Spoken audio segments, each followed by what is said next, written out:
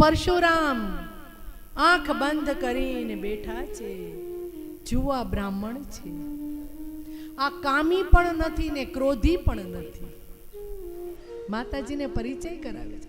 માતાજી કે કામી નથી, ક્રોધી નથી, વીર ક્ષત્રિય પણ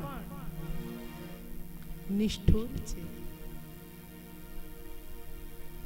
ક્ષત્રિયોના નાના બાળકોની પણ હત્યા કરી નાખી છે. આગળ ચાલો.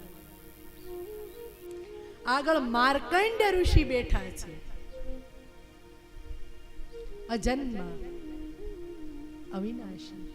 માર્કંડ્ય ઋષિ આંખ બંધ કરીને બેઠા છે. આંખ ખોલીને લક્ષ્મીજીની સામું પણ જોતા નથી. સમાધિમાં બેઠા છે. લક્ષ્મીજી પૂછે છે કે આ કયા ઋષિ છે? તો કે માં, આ માર્કંડ્ય ઋષિ છે. યુગો પર્યંત આને મૃત્યુ સ્પર્શ નહીં કરી શકે. અમર છે, અતિ તેજસ્વી છે, પણ આંખો કેમ નથી ખોલતા? એને મારી સામે દ્રષ્ટિ પણ ન કરી. માર્કંડ્ય ઋષિ સમાધિમાં કહે છે કે હે માં, તમે મારી માં છો, તમે અતિ સુંદર છો, પણ તમારાથી સુંદર મારા નારાયણ છે.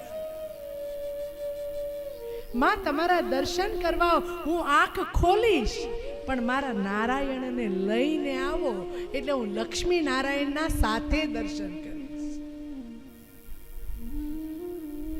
આંખ જ નથી ખોલતા.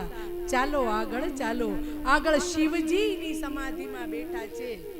સખીઓ કહે છે કે આ શિવ મહાદેવ છે. લોકો જેનો ત્યાગ કરે ને એને આપનાર. લોકો સ્મશાનથી દૂર રહે તો આ ન્યા વસવાટ કરે. લોકો સર્પથી ડરે તો આ ગળામાં પહેરે. લોકો ભોગ ભોગવે તો આ બધું ત્યાગ કરી દે. માતાજીને દાનમાં દઈ દે.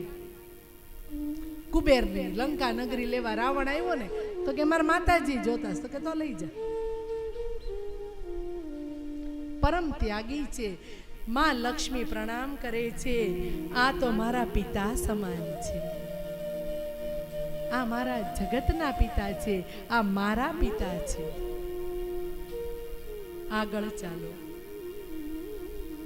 ચતુર્ભુજ નારાયણ ભગવાનને જોવે છે. માં લક્ષ્મી, ચતુર્ભુજ નારાયણ, વિષ્ણુ ભગવાન જ્યાં શંખ ચક્ર ગદા પદ્મ લઈ અને વિરાજમાન છે ત્યાં જઈ નારાયણના ગળામાં પોતાની વરમાળા આરોપિત કરે છે. બોલો લક્ષ્મી નારાયણ ભગવાન કી જય.